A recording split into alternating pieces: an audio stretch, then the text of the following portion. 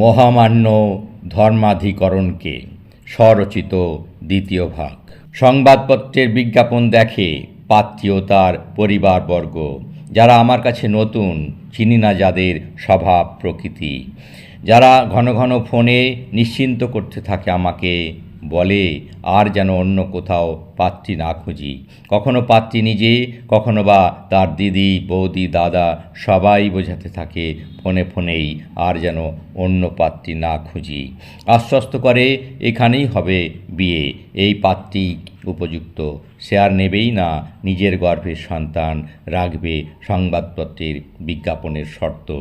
তাই একদিন তারা এলো মম বাসস্থানে বিয়ের দেখাশোনা করতে। আসলে তারা আসেনি আমাকেই দেখতে, দেখে গেল আমার চাকরির মূল্য, অর্থকড়ি, সম্পত্তির পরিসর। সংসারের দুর্বিপাকে তখন বুঝিনি তাদের উদ্দেশ্য। তাই আমিও একদিন কয়েকজনকে নিয়ে কলকাতায় গেলাম ওদের বাড়িতে দেখাশোনায়।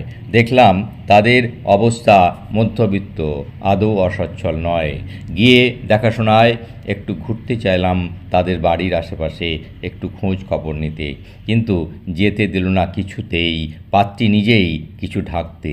তবুও সংসারের অচলাবস্থা কাটাতে কথা দিয়ে আসলাম ওখানেই বিয়ে হবে বলে।